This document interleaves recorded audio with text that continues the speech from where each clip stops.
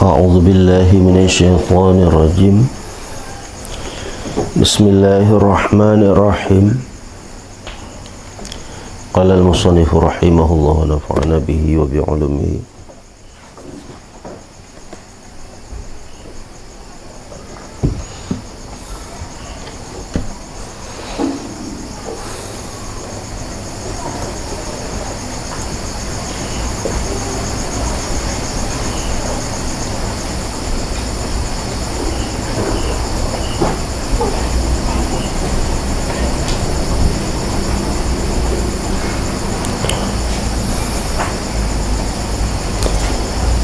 وعلى الإنسان أن يتعب نفسه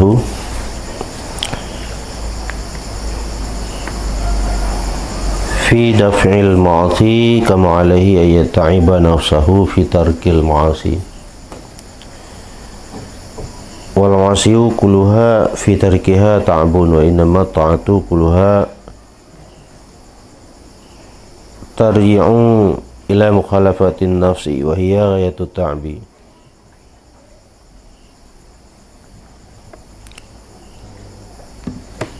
Dan lazim di atas manusia oleh bahwa melelahkan ia akan dirinya pada menolak kemaksiatan sebagaimana lazim ke atasnya manusia oleh bahwa melelahkan ia akan dirinya pada meninggalkan kemaksiatan.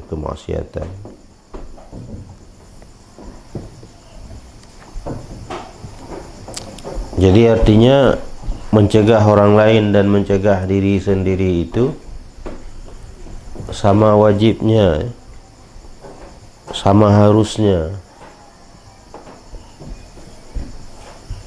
Karena mencegah kemaksiatan itu adalah hak Allah Ta'ala,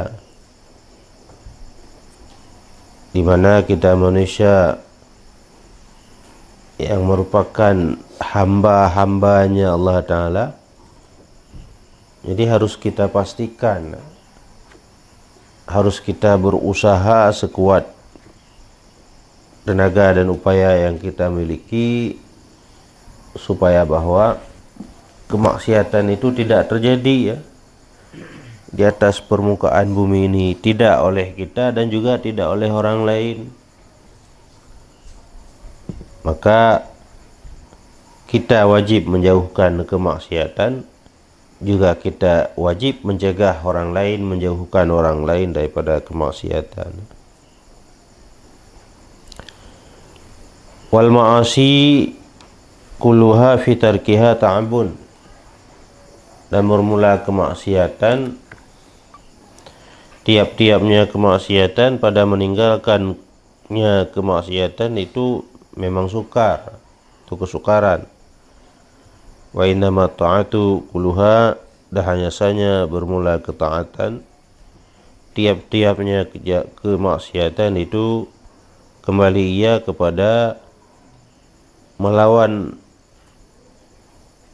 hawa nafsu, wahya, dan dianya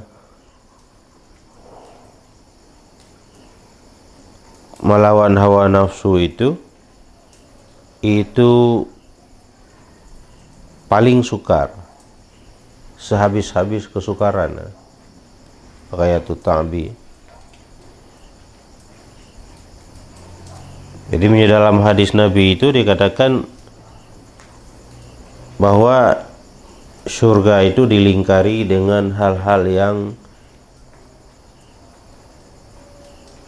makarih, khufat bil makarih. Al-jannatu khufat bil makarih. Makarih ini sesuatu yang kita tidak suka, yang sesuatu kita benci, yang kadang secara tabiat manusia itu untuk melakukannya berat.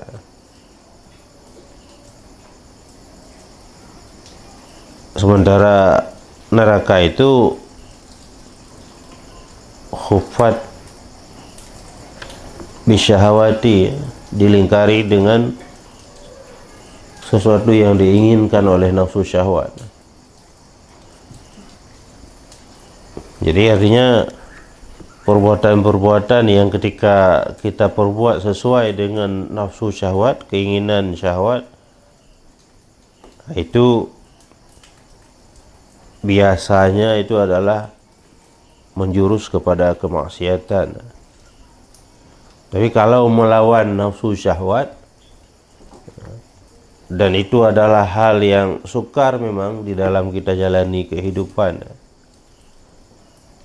tapi itulah yang dikatakan dengan taat, yang dengan sebab itu menjadi sebab, mudah-mudahan Allah menjadikan itu sebagai sebab bagi kita untuk dimasukkan ke dalam surga.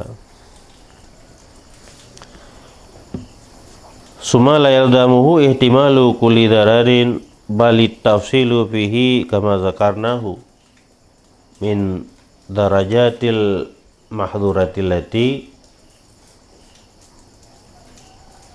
yakhafuha al-muhtasibu. Kemudian tidak lazim makanya seseorang tersebut oleh menanggung setiap kemudaratan, tetapi bermula rincian padanya menanggung segala kemudaratan itu adalah sebagaimana barang yang telah kami sebutkan akannya barang daripada derajat perkara-perkara yang dilarangkan, perkara allati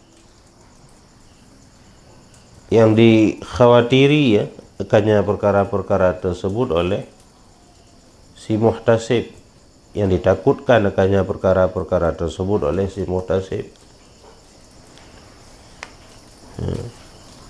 Jadi memang bahwa perbuatan taat itu dia kembali kepada menyalahi sesuatu yang diinginkan oleh hawa nafsu, dan kita harus memberatkan diri, meletihkan diri, bersusah-susah payah dalam melakukan perbuatan taat, termasuk taat dalam hal kita mencegah kemungkaran-kemungkaran. Cuman tidak semua kesukaran-kesukaran harus dihadapi dalam rangka kita menjalani ketaatan kepada Allah Subhanahu wa taala, yang sampai-sampai harus mencelakakan diri. Jadi artinya tidak lazim maka seseorang oleh menanggung setiap kemudaratan, kesukaran, tetapi ada rinciannya sebagaimana yang sudah dirincikan di atas. Jadi ada kemudaratan yang hanya sedikit saja, kecil saja, kesukaran yang sedikit saja, yang kecil saja, yang itu kadang diwajibkan oleh agama untuk kita tanggung kesukaran itu.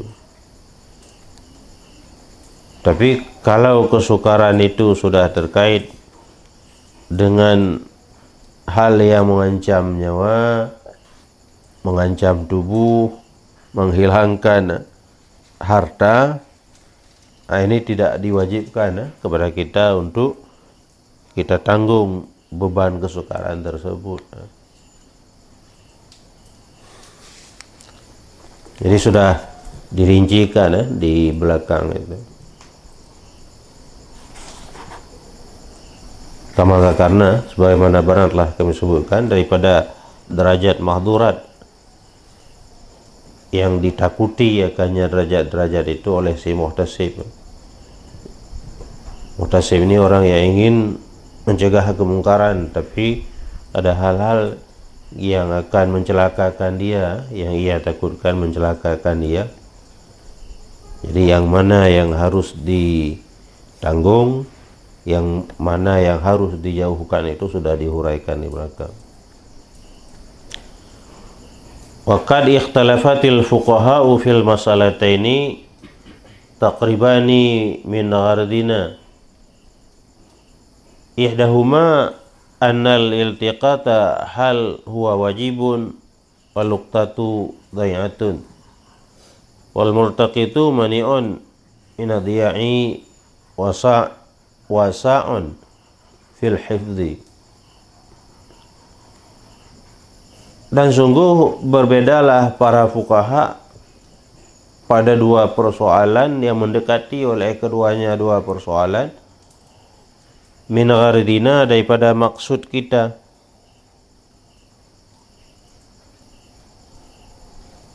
Pengertian daripada maksud kita di sini adalah seseorang yang bersusah payah di dalam menjaga harta orang Islam,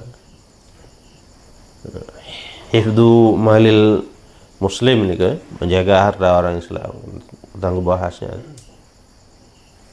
Jadi dalam hal menjaga harta orang Islam itu ada dua persoalan yang di situ, ada dua masalah yang di situ oleh ulama berbeda pendapat. Ikhtalafal fuqaha, antara para fuqaha ini berbeda pendapat antara satu dengan yang lainnya. Ihdahuma bermula salah satu daripada keduanya dua persoalan. Bahwa sungguh iltikat, adakah dianya iltikat itu wajib? Wal luqtatu, dan bermula luqtah itu dai'ah yang tersia-sia ia. Wal multaqid, dan orang yang mengutip, orang yang mengambil luqtah, mahni'un, dia mencegah diri minadhiya'i, daripada menyia-nyiakan, wasa'un fil hifdhi, dan berusaha di dalam memelihara. Hanya masalah pertama, iltikad ini mengambil luqtah yang terjatuh, luqtah dhai'atun, yang tersia-siakan, yang terjatuh, yang berpotensi kepada akan hilang. Tiba-tiba kita melihat suatu benda, harta milik orang lain itu yang terjatuh, tergeletak di tanah.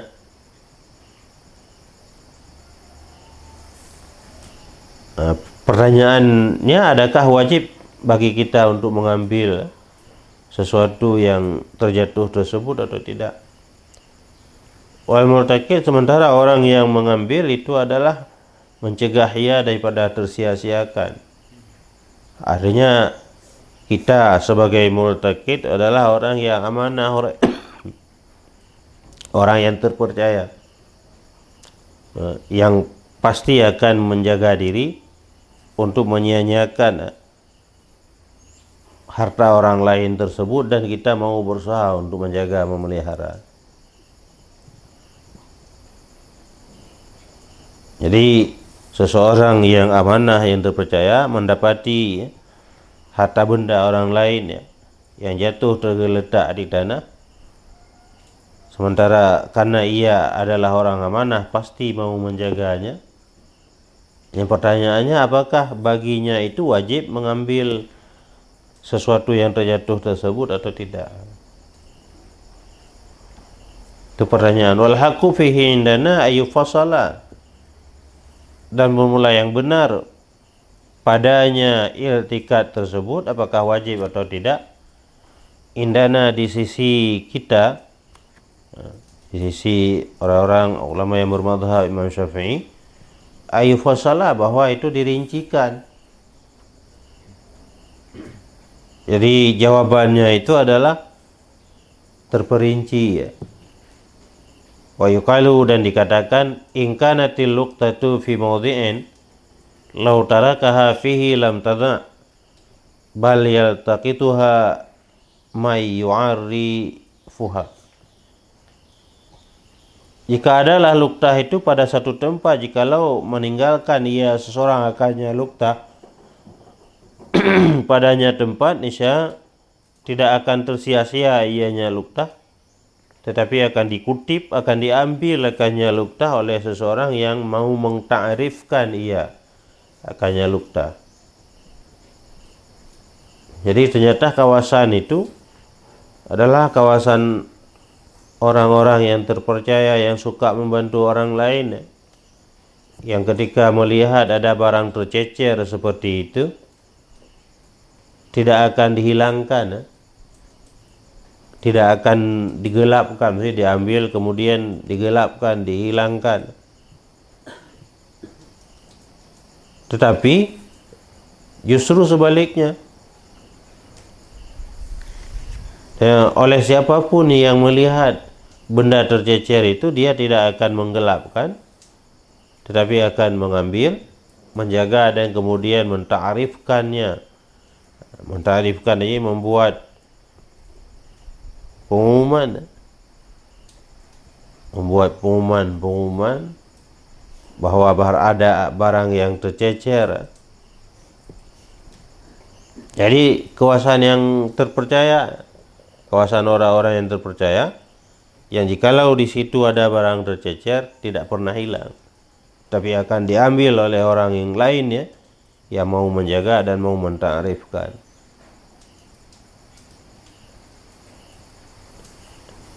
Au tutraku kama law kana, ataupun akan ditinggalkan akannya barang tercecer.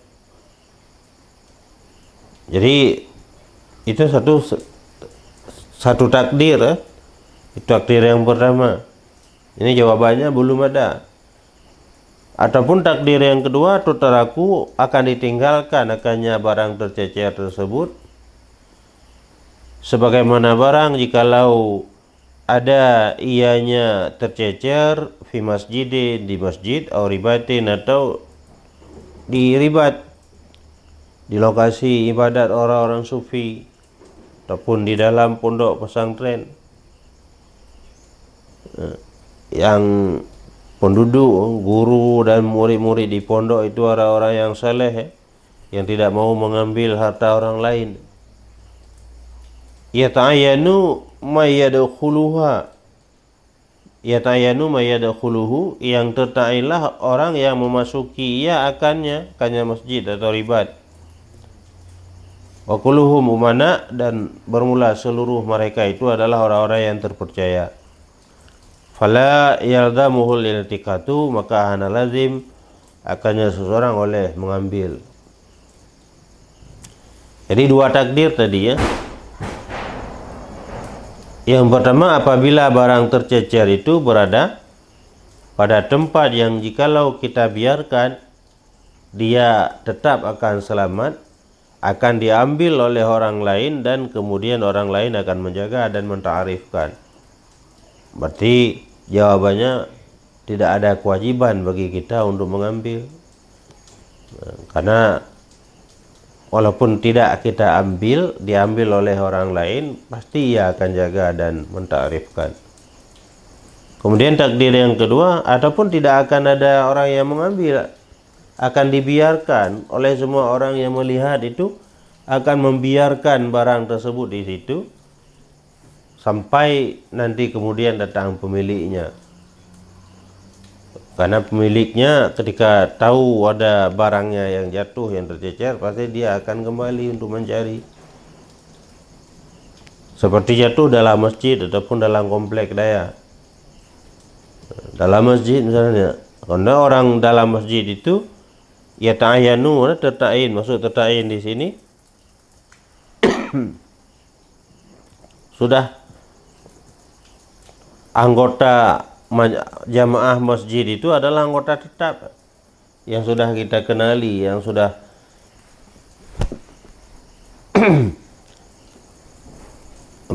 sudah saling kenal antara satu jamaah dengan jamaah yang lain. Orang-orang itu saja yang menjadi jamaah masjid. Jadi ketika kita melihat ada dompet yang tergeletak di dalam lantai, di lantai masjid itu, kita melihat, membiarkan orang yang lain melihat, juga akan membiarkan, tidak akan ada yang mengambil. Berhari-hari akan ada di situ, tidak akan ada orang yang mengambil sampai kemudian datang pemiliknya. Nah, jadi itu takdir yang kedua. Kondisi yang seperti itu juga tidak ada kewajiban terhadap siapapun untuk mengambil barang tercecer tersebut dan kemudian menjaganya. Wa in kanat fi mudhiyatin, dan jika ada ianya barang tercecer itu fi mudhiyatin, pada tempat yang menjadikannya sia-sia. Bukan mudhi'ah, fi madhi'ah, dimakan. Dan jika ada ianya luktah itu pada tempat yang menjadikannya sia-sia, tempat yang hana aman, tempat yang tidak aman, yang tidak selamat. Kalau ada barang jatuh, barang yang tercecer di situ, pasti akan hilang. Yang nudhira nisha perlu diperhatikan. Fa in kana alaihi ta'bun fi hifdhiha kama law kanat bahimatan, maka jika ada ianya barang tercecer, alaihi ta'bun, atasnya seseorang itu sukar, fi hifdhiha, di dalam menjaganya. Fa in kana alaihi ta'bun fi hifdhiha, maka jika adalah atasnya seseorang itu terjadi kesukaran di dalam memeliharanya luktah, barang tercecer tersebut. Kama law kanat bahimatan, sebagaimana barang jikalau ada ianya barang tercecer itu adalah bahimah, binatang. Wa tahtaju wa tuhtaju, dan diberhajatkan akannya binatang itu, ila alfin, kepada memberi umpan, wastibalin, dan kepada membuat kandang. Fala yalzamuhu zalika, maka tidak lazim akannya seseorang oleh demikian. Jadi kalau posisi barang tercecer itu di tempat yang akan hilang, akan menghilangkan, jadi kawasan yang tidak aman, jangankan barang tercecer, barang kita jaga saja bisa dicuri oleh orang. Banyak orang-orang yang panjang tangan di situ. Jadi apalagi barang tercecer, pasti akan diambil orang. Itu bertafsil lagi, harus perhatikan lagi. Kalau kondisi untuk menjaga barang tercecer itu kita harus bersusah payah, sebagaimana barang, jikalau ada ianya barang tercecer itu adalah binatang, tarumpe lembu ataupun kambing,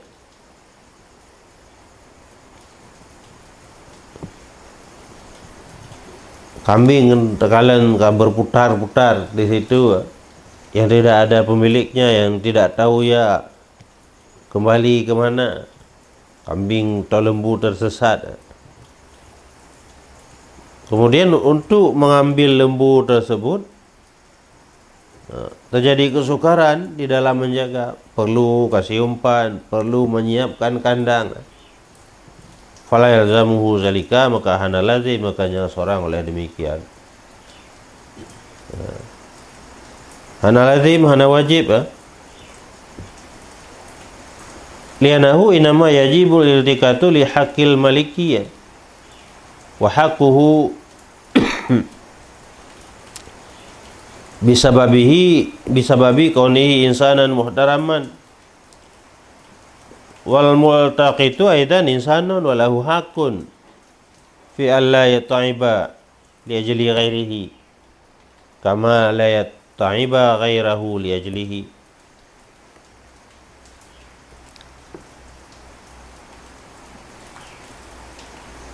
Jadi hana lazim, hana wajib, no, dalam kasus mendapat lembu yang tersesat, ya, tidak lazim bagi kita untuk mengambil dan memelihara. Bahkan hana lazim karena bahwa sungguhnya perkara sesungguhnya wajiblah iltika di hakil maliki, untuk menjaga hak si malik. Malik kan pemilik lembu. Wahakuhu, dan bermula haknya si pemilik lembu itu dengan sebab keadaannya si malik itu sebagai manusia yang dihormatkan.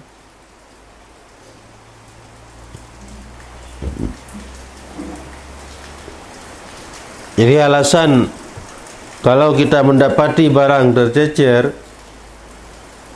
kemudian ada barang-barang tertentu nanti yang wajib kita ambil dan wajib kita jaga. Alasan wajib di situ adalah untuk menjaga hak si malik. Malik ini pemilik barang itu. Kita lihat ada emas ya yang tergeletak di atas tanah. Dan tempat itu adalah tempat yang tidak aman. Yang pasti akan hilang kalau kita tidak mengambil, akan diambil orang lain dan kemudian akan dimiliki, akan dihilangkan. Itu dalam kasus seperti itu nanti wajib kita ambil. Emas itu wajib kita ambil, wajib kita jaga.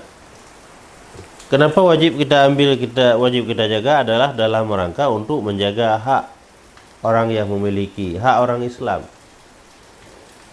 Hifzu hakil muslimi, juga sudah diurai di belakang. Apabila tidak menyukarkan, menyusahkan, itu wajib memelihara.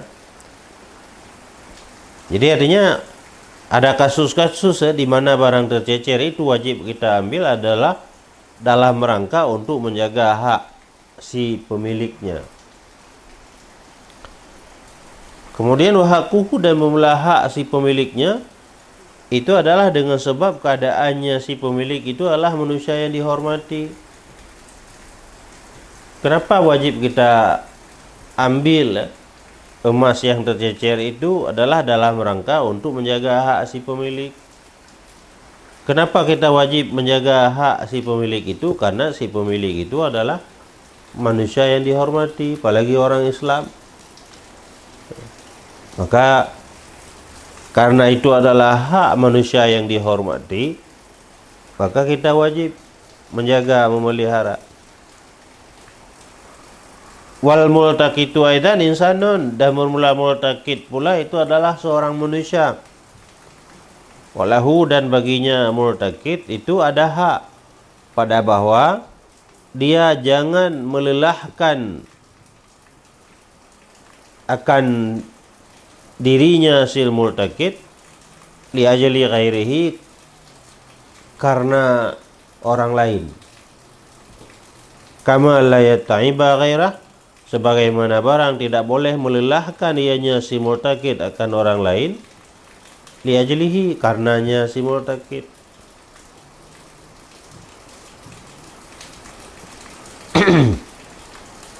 Jadi multaqit, kita andaikanlah diri kita berjalan melihat ada lembu tersesatkan.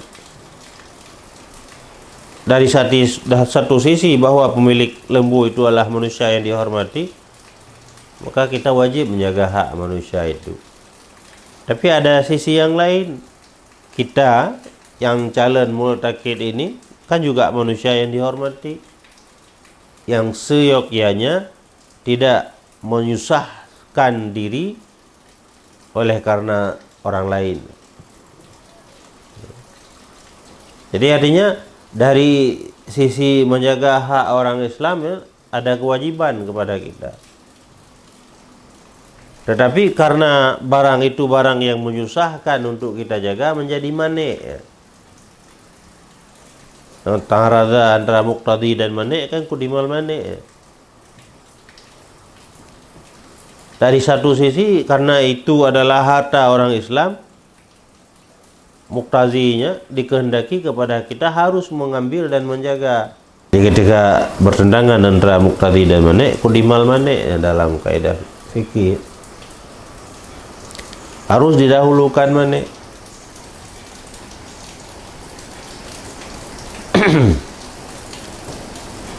Jadi baginya seseorang manusia pula ada hak pada bahwa dia jangan menyusahkan diri ya, melelahkan dirinya karena orang lain sebagaimana barang dia pun tidak boleh melelahkan orang lain karena dirinya. Jadi mentang-mentang kita memiliki kuasa terhadap orang lain kemudian memaksa-maksa orang lain, untuk bersusah payah bagi kita, itu juga tidak boleh. Fa in kana dhahaban aw saban aw syai'an la darara alaihi fihi illa mujarrad ta'bi ta'rifi fa hadha yanbaghi ayakuna fi mahallil wajhaini. Maka jika ada ianya barang tercecer itu adalah emas atau pakaian atau sesuatu yang tidak ada kemudaratan atasnya seseorang padanya sesuatu kecuali semata-mata kesukaran di dalam menta'arifkan. Maka bermula ini sepatutnya oleh bahwa ada ianya ini itu pada mahal dua pendapat. Jadi artinya kalau barang yang tercecer itu barang yang mudah untuk kita ambil, mudah untuk kita jaga.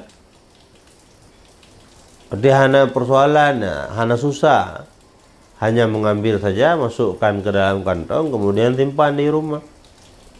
Jadi dalam mengambil dan menjaga itu tidak susah, tidak sukar. Cuman ada juga sedikit saja kesukaran bahwa kita harus mengtarifkan, membuat pengumuman di masjid nanti bahwa siapa yang ada kehilangan emas gitu.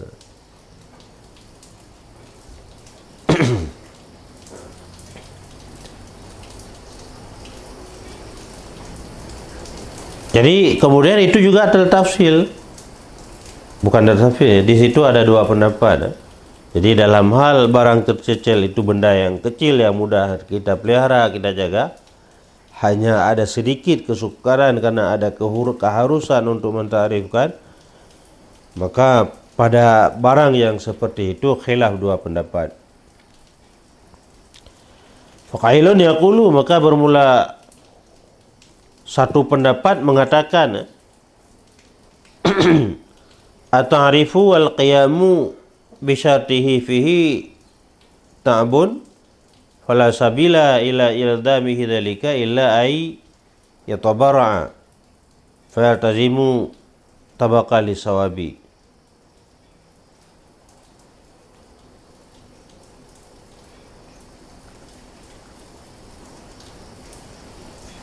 Bermula mengtarifkan dan mengurusi dengan syarat-syaratnya ta'rif fihi, padanya itu ada kesukaran, maka tidak ada cara kepada menglazimkannya seseorang akan demikian, kecuali bahwa mau melakukan tabaruk ianya seseorang, fayaltazimu, maka menglazimkan diri ianya seseorang, tabakal liswabi, nyentolaban putabakan, karena mencari bagi pahala. Jadi yang pendapat pertama mengatakan bahwa dalam ta'rif, mengurusi syarat-syarat ta'rif itu terjadi kesukaran juga. Jadi artinya dalam pendapat ini, asal di situ ada kesukaran walau sedikit saja, termasuk kesukaran di dalam menta'rifkan barang yang tercecer tersebut, itu dianggap kesukaran. Jadi oleh karena itu menurut pendapat ini tidak ada jalan kepada menglazimkan seseorang kepada mengambil barang tercecer walau sedikit, tidak lazim menurut pendapat ini. Jadi kecuali dia mau melakukan perbuatan tabarruk, mau melakukan perbuatan sunat, ya silahkan saja untuk mencari pahala. Jadi lazim tidak lazim, tetapi menjadi sunat artinya bagi seseorang.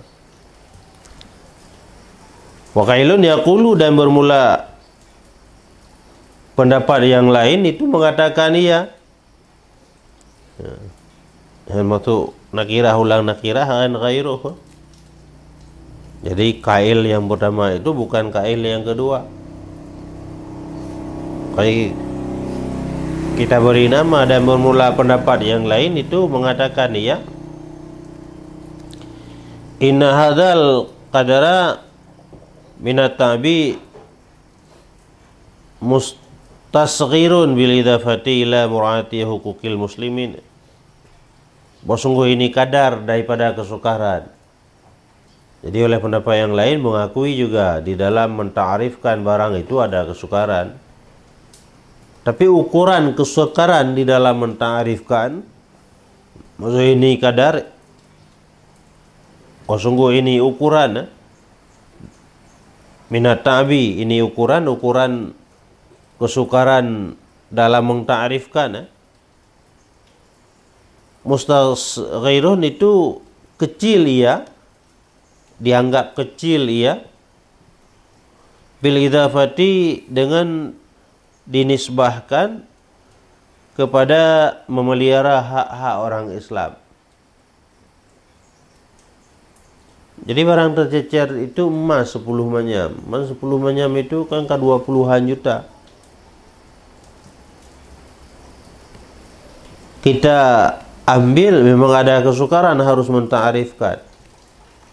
Tapi kesukaran dalam menta'arifkan kalau dihadapkan, kalau dinisbahkan kepada menjaga hak orang Islam yang 20 juta, maka kesukaran menta'arifkan itu kecil sekali.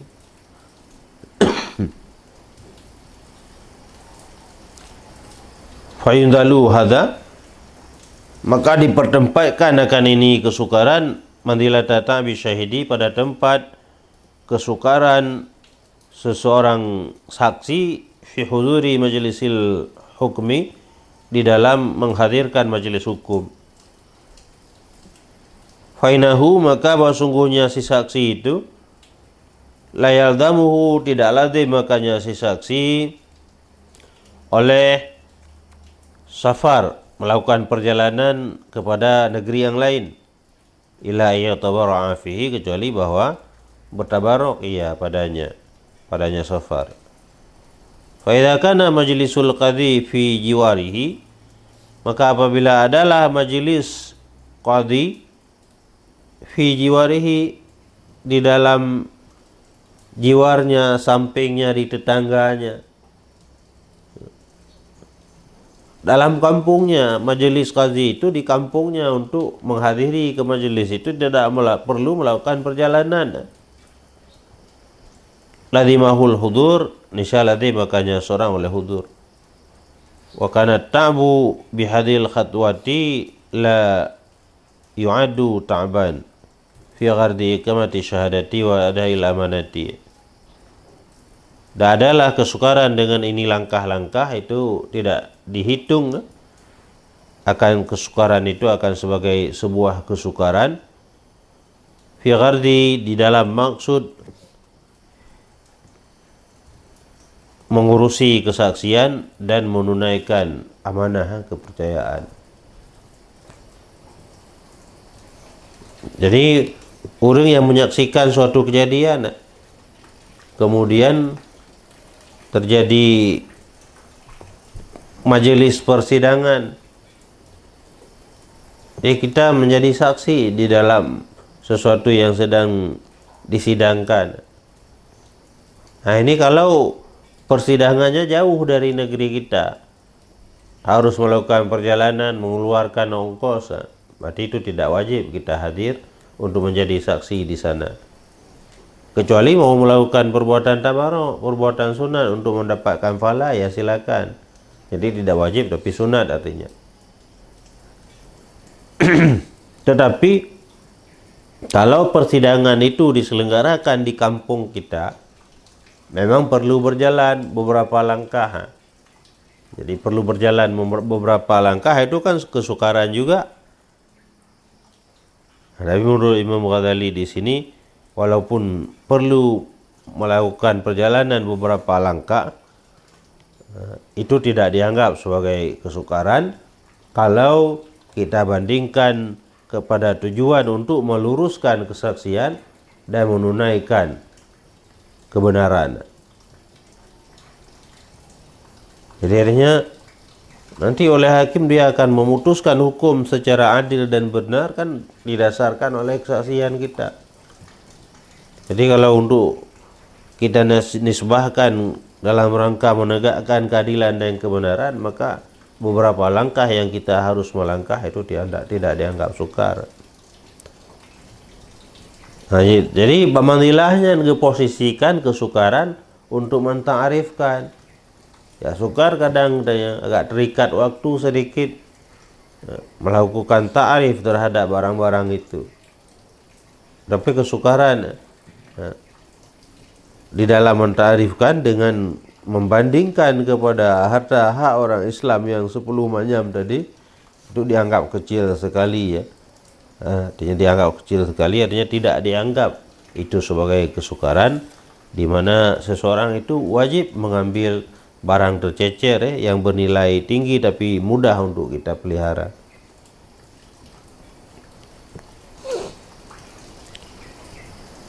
Fa inna darara alladhi yanalu sa'i fi hifdhi haqqil ghairi lahu tarfun fil qillah la yushaku fi annahu la yubali bihi.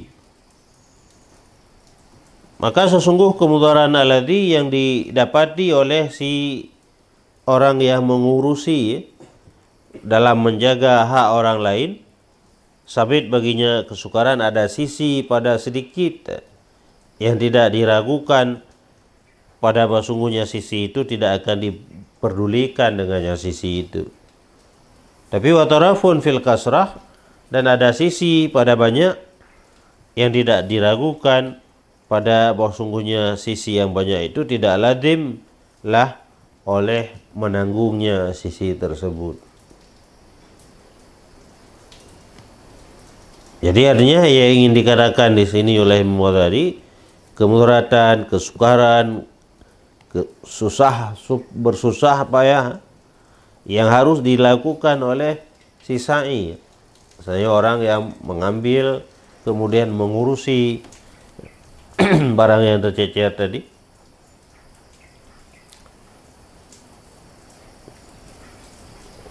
Lahu baginya kesukaran itu ada dua sisi. Ada sisi yang kemudaratan itu sedikit sekali, yang tidak diragukan bahwa kemudaratan yang sedikit sekali itu tidak diperdulikan dengannya kemudaratan itu. Ada kemudaratan, tapi semua orang tidak menganggap itu sebagai kemudaratan, menalayu bali. Karena kemudaratan yang memang harus dihadapi dalam kehidupan kesehariannya. Seperti saksi yang harus melangkah beberapa langkah. Kita mau mencari makanan juga harus melangkah beberapa langkah, ingin mandi harus melangkah beberapa langkah. Jadi adanya perbuatan-perbuatan yang semua orang sudah tidak menganggap itu sebagai sebuah kesukaran. Jadi ada kesukaran tapi sedikit sekali. Ya, tarafun fil qillah, sedikit sekali. Yang tidak diragukan, yang tidak diragukan bahwa kesukaran-kesukaran yang seperti itu orang sudah tidak memperdulikan lagi. Maksud tidak memperdulikan lagi, tidak menganggapnya lagi itu sebagai sebuah kesukaran. Itu sisi yang pertama. Kemudian ada sisi yang kedua, sisi yang lain, watarafun, dan sisi yang lain fil kasrah pada banyak sekali, berat sekali kesukarannya. Laisyaku yang tidak diragukan pada bahwa sungguhnya sisi yang banyak itu pada bahwa sungguhnya seorang tidak lazim oleh menanggungnya kesukaran. Kalau dalam contoh saksi itu dia harus melakukan perjalanan, harus naik bus, harus membayari, mengongkosi. Nah, yang kemudian kesukaran yang banyak, kesukaran yang besar seperti itu, tidak lazim kita untuk menanggung kesukaran tersebut. Kemudian wastun yatajada buhut tarfani, dan ada sisi tengah yang ditarik menarik akannya sisi tengah oleh dua sisi tadi.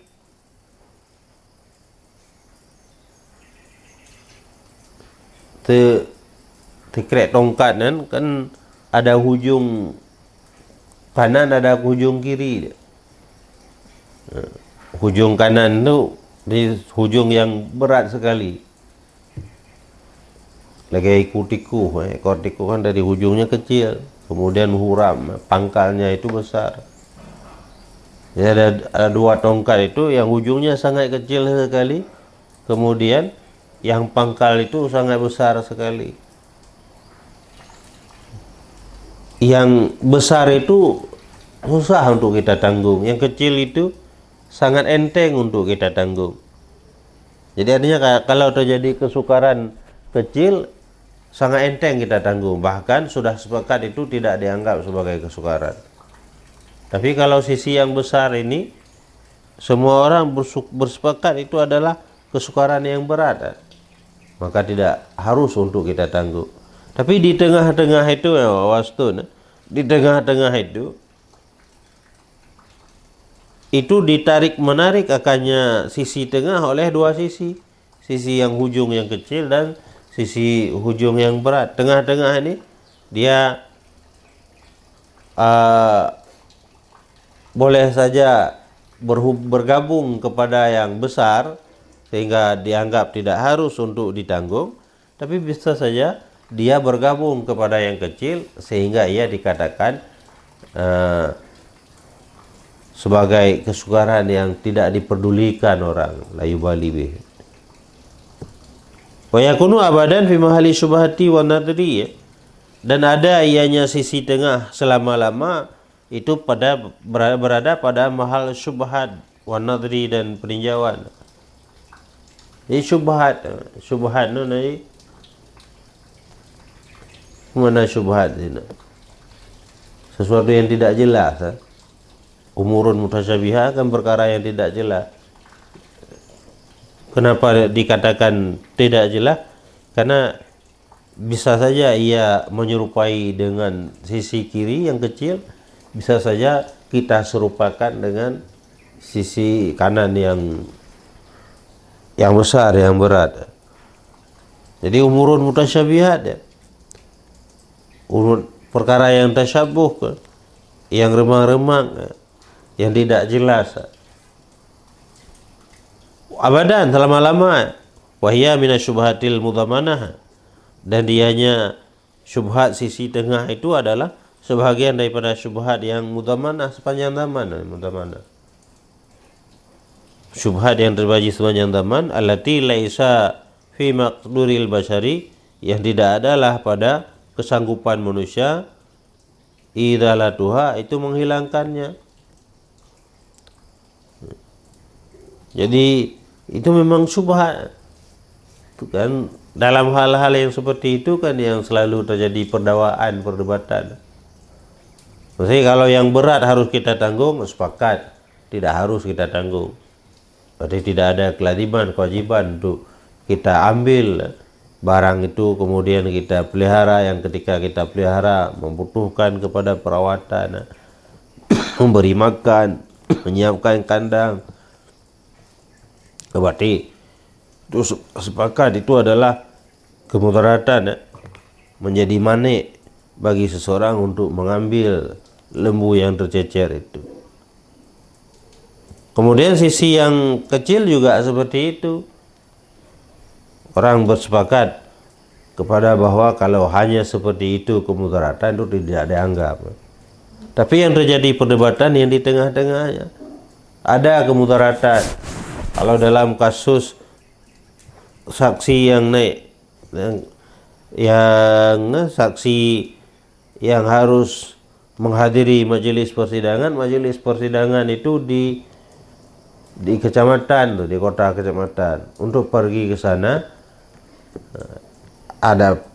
harus ada sedikit usaha, tapi tidak berat-berat sekali. Kalau majelis persidangan di kampung itu memang sudah wajib kita dihadiri oleh saksi ini.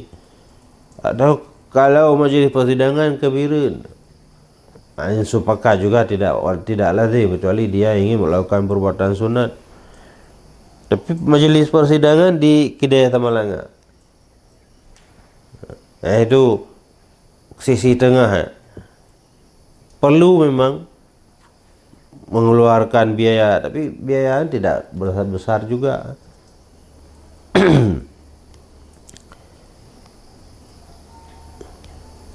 Jadi wa yakunu abadan fi mahali syubhati wa nadri, sisi tengah yang seperti itu dia selama-lama berada di dalam posisi syubhat dan perlu dikaji, diteliti, dan dianya syubhat tersebut, syubhat di posisi tengah itu adalah sebahagian daripada syubhat yang selama-lama al-muzammana, sepanjang masa, sepanjang zaman.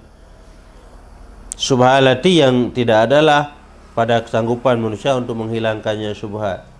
Maksudnya desakannya harus perjelasnya. Harus kita perjelas ini dia masuk kategori kemana. Hana sanggup untuk terperjelas, pasti terjadi perbedaan sudut pandang. Izla ilata tufariqu baina ajzaihal mutaqaribah, karena tidak ada ilat yang membedakan ianya ilat di antara juduk-juduknya yang syubhat itu mutaqaribah, yang saling berdekatan. Maksudnya juduk dia digabungkan ke yang besar, atau dia digabung dianggap dekat dengan yang kecil. Jadi yang tengah-tengah ini apakah dianggap besar atau dianggap kecil, itu syubhat antara anggapan besar dan anggapan kecil. Dan kemudian menghilangkan anggapan syubhat itu tidak mungkin.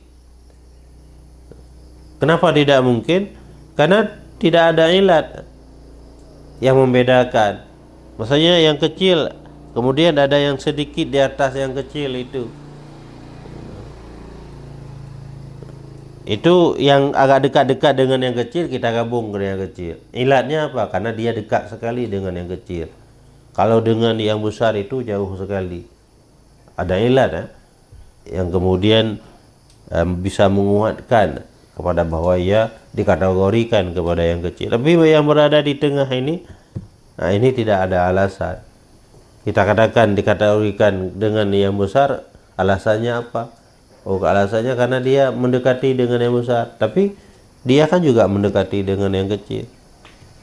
Yang mana tidak ada alasan yang dapat membedakan ianya yang tengah, ianya yang syubhat itu di antara juduk-juduknya yang saling berdekatan. Walakinil muttaqi yanzuru fihi li nafsihi, dan akan tetapi bermula orang yang bertakwa dia akan memperhatikan padanya persoalan syubhat li nafsihi, bagi jiwanya, bagi dirinya. Wa yada'u, dan dia akan meninggalkan sesuatu yaribuhu, sesuatu yang membuat ia ragu akannya sesuatu, ila ma la yaribuhu, kepada sesuatu yang tidak membuat ragu ia akannya sesuatu.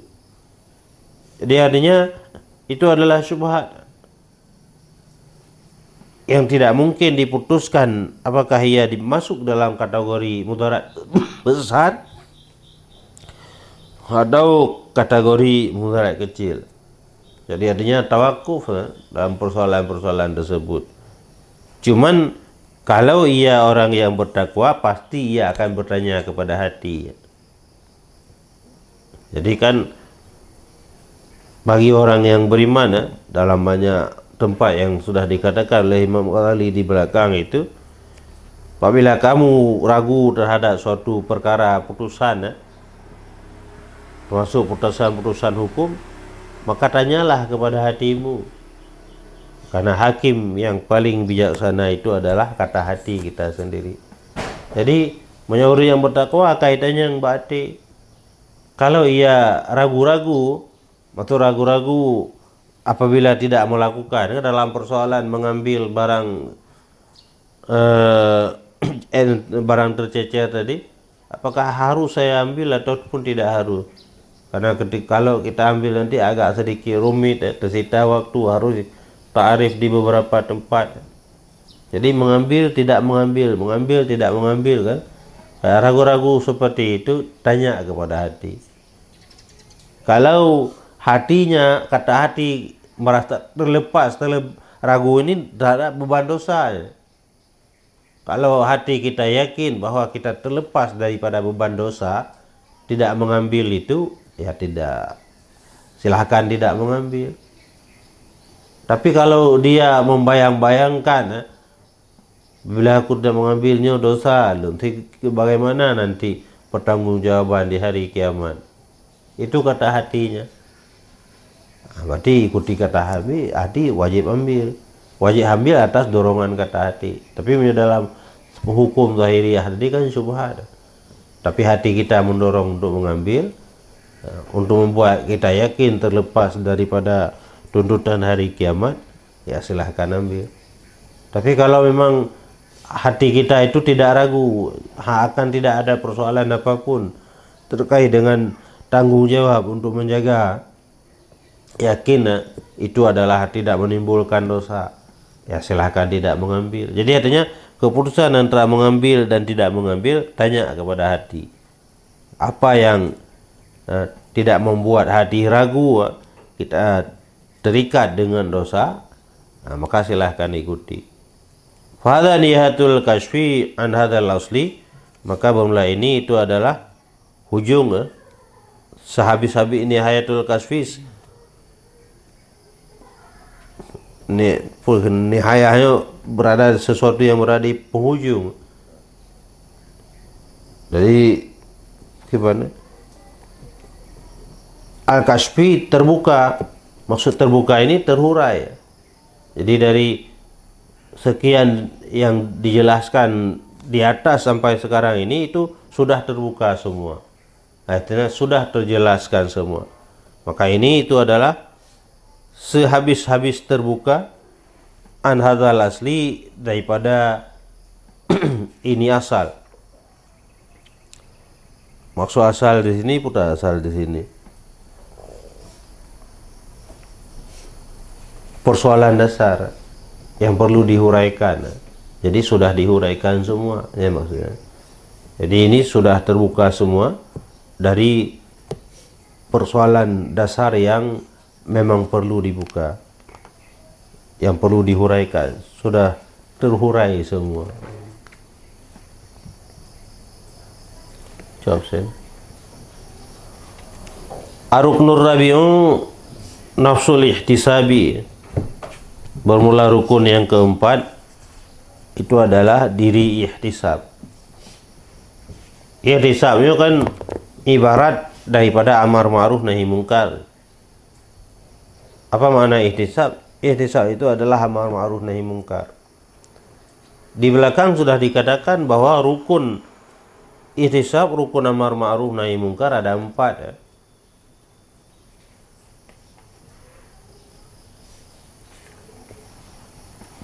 Puput yang pertama apa? Pelaku kemungkaran. Pertama muhtasib, orang yang mengingkari.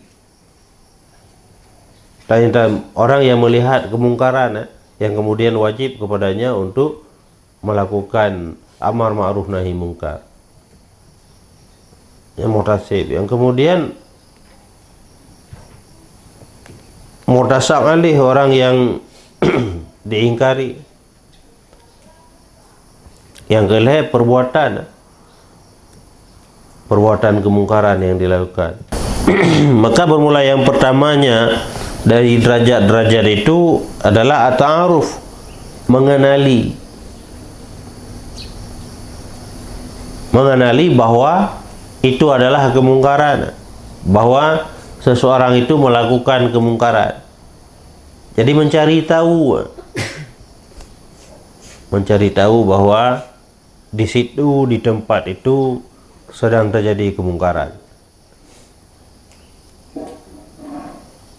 Yang derajat pertama, langkah pertama yang harus dilakukan oleh seseorang di dalam melakukan kemungkaran. Dia harus tahu dulu dia bahwa ada terjadi kemungkaran. Summa ta'rifu, kemudian memperkenalkan. Maksud memperkenalkan kepada si pelaku bahwa itu adalah perbuatan mungkar. Itu seseorang itu mau minum arak, kadang ia tidak tahu itu arak. Jadi pencegahan yang pertama, berarti kita mencari tahu bahwa di situ ada seseorang yang ingin minum arak, Kemudian kita datang ke situ mengatakan kepadanya bahwa yang kamu itu mau minum itu adalah arak. Bisa saja begitu ia tahu arak tidak jadi minum lagi. Ataupun bisa saja akan muncul pertanyaan dari dia. Kalau itu arak memangnya kenapa? Berarti dia belum tahu bahwa minum arak itu adalah haram, maksiat. Maka kita beritahu, oh ada kenapa-napanya, itu adalah sesuatu yang diharamkan oleh agama. Kalau kamu minum itu berarti kamu maksiat, ya, melanggar hak Allah Ta'ala. Ini ta'rif. Semua nahyu. Kemudian setelah kita perkenalkan tetap ia ingin melakukan, berarti kita cegah, baru kita larang, jangan kamu minum. Sumal wa'du, kita larang pun tetap dia ngotot meminum, kita beri nasihat, pengajaran. Wa nashu, wa'du wa nasu, memberikan pengajaran dan nasihat. Soma sabu wa ta'nifu, kemudian kita cela dan kita bentak. Wa ta'nif, asabu wa ta'nif, mencela dan membentak. Jadi sudah kita nasihat tetap masih ngotot ingin minum, nah, baru kita tingkatkan kepada mencela dan membentak.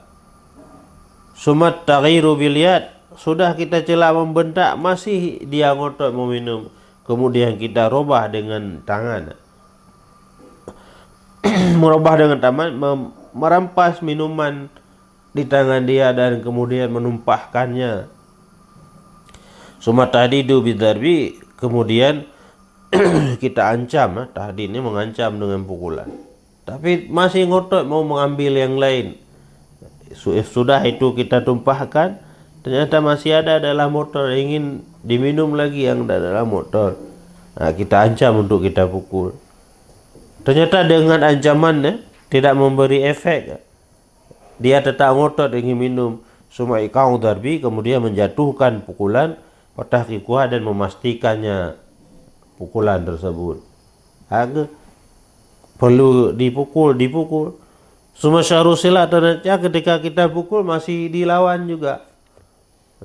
Suma syahrusilah, kemudian syahruan, mana syahru?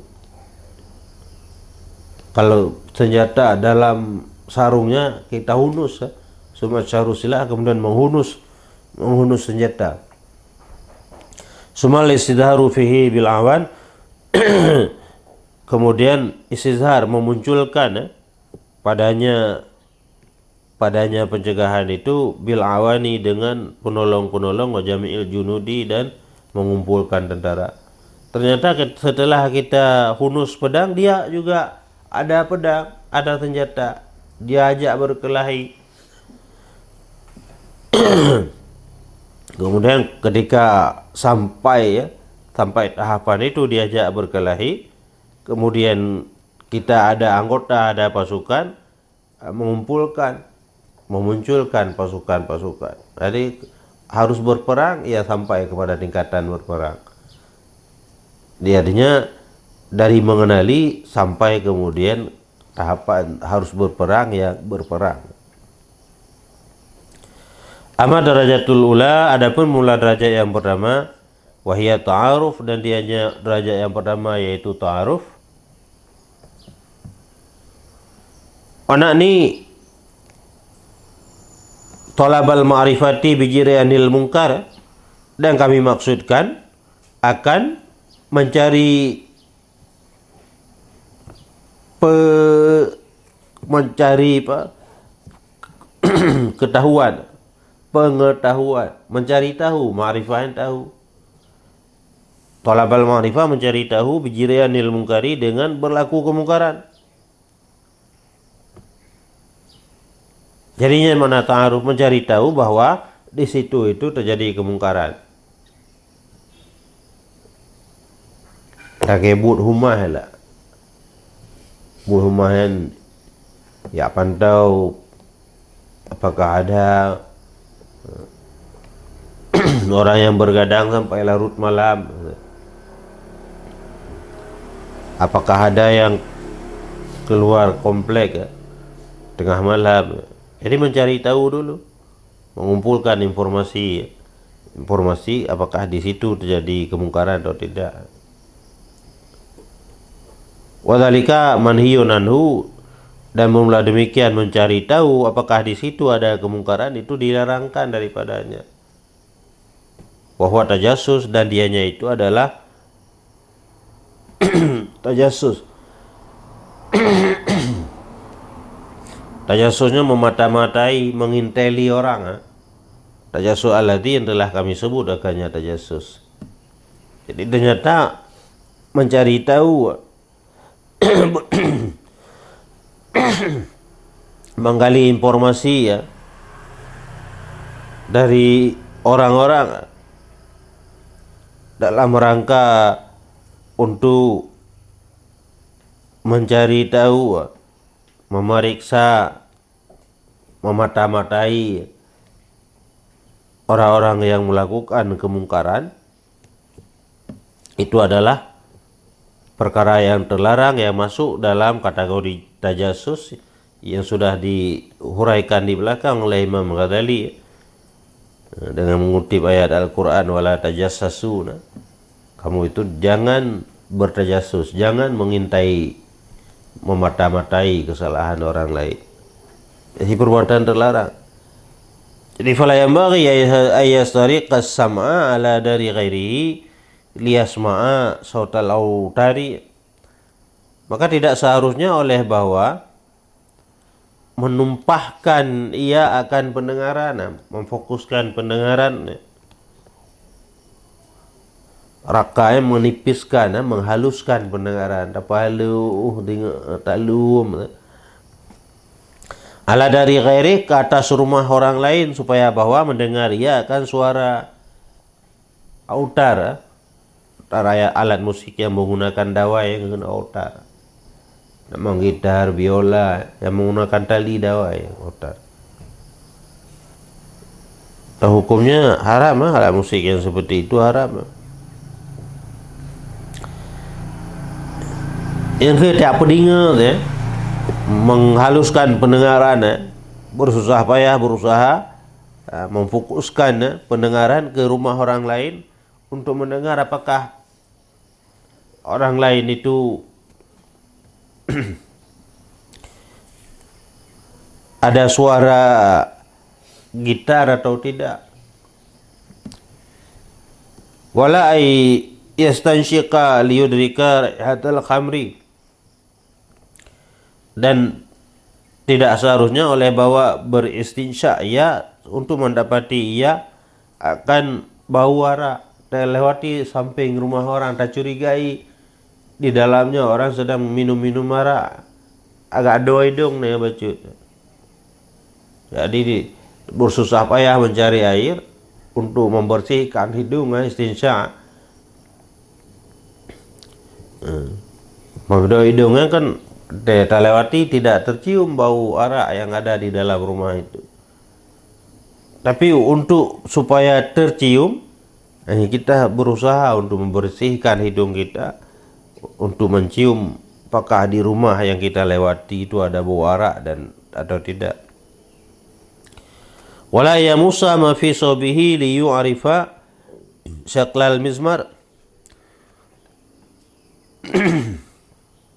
dan tidak sepatutnya oleh bahwa menyentuhi ia akan sesuatu yang ada dalam pakaiannya seseorang supaya bahwa mengenali ia akan bentuk mizmar. Jadi tak kala ada seseorang pemuda yang melewati di depan kita, tangannya dalam baju dan agak berbentuk seruling, mizmar seruling, agak memberi gambaran seruling, tapi dia sembunyikan di bawah baju. Tapi kemudian kita dalam rangka untuk mencari tahu, amat kita pegang pakaian orang untuk memastikan yang berbentuk itu apakah seruling atau bukan. Itu masuk dalam tajassus juga. Jadi tidak seharusnya kita menyentuh, memegang pakaian orang untuk memastikan apakah yang ada di balik bajunya itu adalah seruling atau bukan. Wala ai yastakhbira min jiranihi liyukhbiruhu bima yajri fi darihi, dan tidak sepatutnya oleh bahwa mencari berita ianya seseorang daripada tetangganya, yukhbiruhu, supaya bahwa memberitahu oleh mereka itu tetangga akan seseorang tersebut, bima yajri fi darihi, dengan sesuatu yang berlaku ianya sesuatu pada rumahnya jiran kita. Jadi pokoknya tanya bukan ente lah, buat lagi buat ente. Oh bengahan bangun pagian berpagi-pagi dengan tak investigasi orang lah, tahu beglam parmonya pun bubut. Kemudian lewat orang lain kita panggil lagi, kamu tahu di rumah itu nah gelagat apa, nah gelagat mencurigakan bahwa orang itu minum arak ada di malam. Jadi tidak seharusnya, tidak boleh mencari tahu, bertanya kepada semua orang apakah ada terjadi kemaksiatan di rumah-rumah mereka. Naam law akhbarahu an lani ibtida'an min ghairi istighbarin bi anna fulanan yashrubul khamra fi darihi aw bi anna fi darihi khamran a'adahu li syarbi falahu idaka ayyadkhula darahu wa la yaldamul istidanu.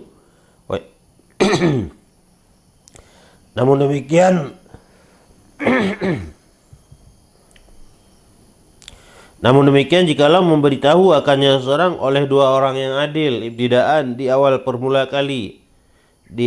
permulaan min ghairi istikhbarin, daripada tanpa mencari tahu, biana fulanan, apa yang diberitahukan bahwa si fulan meminum ia akan arak di rumahnya, au bi anna fi darihi khamran, adapun dengan bahwa sungguh pada rumahnya si fulan itu ada arak, adahu yang dipersiapkan ia akan arak li syarbi untuk minum, falahu maka boleh bagi seseorang idzaka ketika itu ayadkhula darahu, oleh bawa masuk ianya seorang akan rumahnya si peminum arak, la yaldamul istidanu, dan tidak haruslah oleh meminta izin, wa yakunu takhati milkihi bidukhul, dan adalah melangkah ke dalam miliknya si peminum arak dengan kita masuki, litawasuli, itu adalah dalam rangka untuk sampai kepada pencegahan kemungkaran. Kakasri ra'sihi bidarbi, seperti memecahkan kepalanya si peminum bidarbi, ya, dengan kita pukul, lil man'i, untuk kita mencegah mama yahtaja ilaihi, tatkala kita berhajat kepadanya.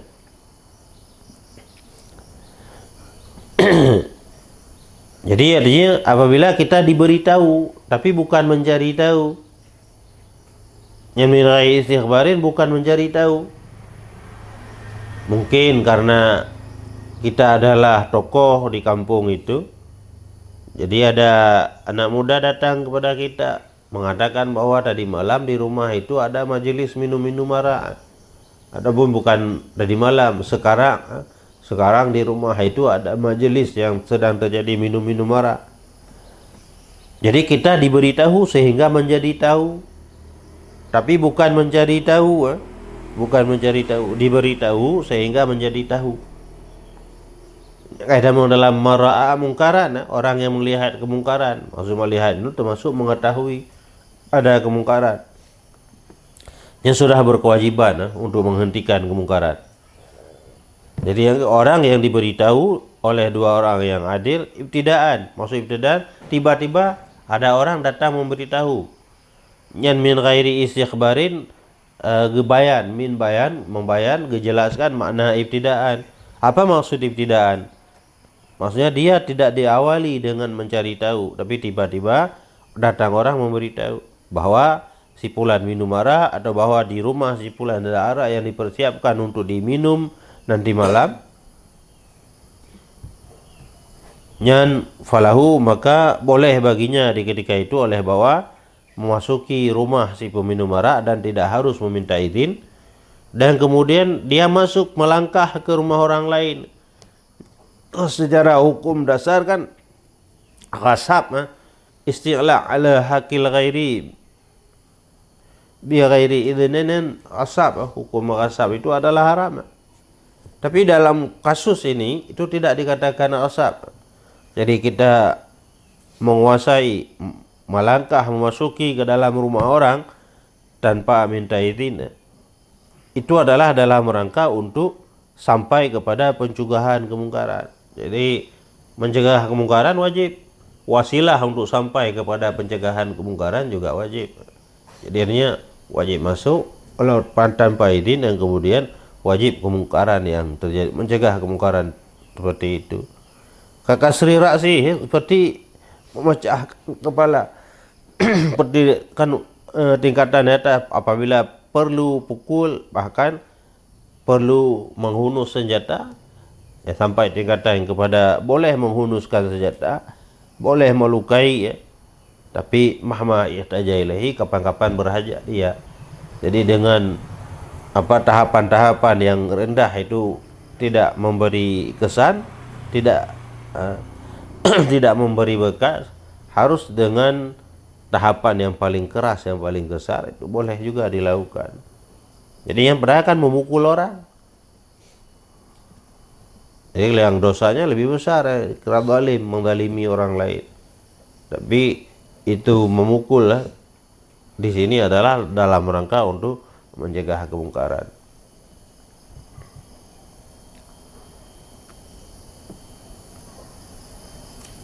Tak tanggung, tinggal aja.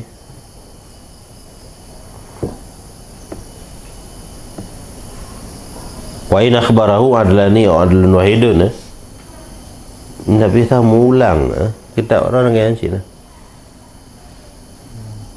Nggak sih? Nah, wa in akhbarahu lah.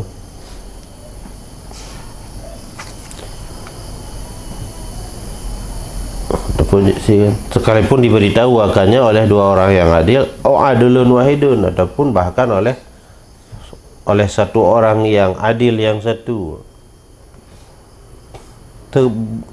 Pokoknya dia diberitahu sehingga tahu,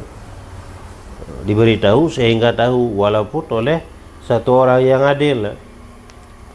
Wabil jumlati, dan kesimpulannya, kuluman tuqbalu riwayatuhu la syahadatuhu, adalah setiap orang yang diterimakan akan riwayatnya, bukan kesaksiannya. Jadi dalam rangka derajat yang pertama itu ta'aruf, mengetahui ada kemungkaran. Jadi bukan mencari tahu, tapi mengetahui, walau hanya diberitahu oleh satu orang. Karena terkait dengan tahu ini tidak sama dengan kesaksian. Kesaksian itu adalah putusan hukum. Menyenyo adalah pemahaman, atau pemahaman ini dari tahu kita menjadi tahu. Jadi untuk sebut tahu tidak sama seperti untuk sebut putusan hukum. Kalau sebut putusan hukum itu kan perlu syahadah, kesaksian, dua orang saksi, ada dua orang lelaki yang adil lagi. Tapi dalam kasus persoalan di sini, walaupun yang memberitahu itu satu orang sudah cukup. Yang penting ia orang yang diterimakan riwayat. Diterimakan riwayat, apa yang ia sampaikan itu dipercayai oleh orang. Jadi kan syarat untuk diterimakan riwayat bahwa seseorang itu tidak pernah berdusta dalam ucapannya, walaupun dia masih belum balik, walaupun dia perempuan, walaupun dia satu orang saja yang menyampaikan. Orang yang tidak pernah berdusta, yang apa yang ia sampaikan selalu benar, maka dikatakan diterimakan riwayat. Fa fi jawazi hujumi ala darihi biqaulihim fihi nadrun wa ihtimalun, maka sabit pada boleh menyerang ke atas rumahnya si pelaku kemungkaran biqauli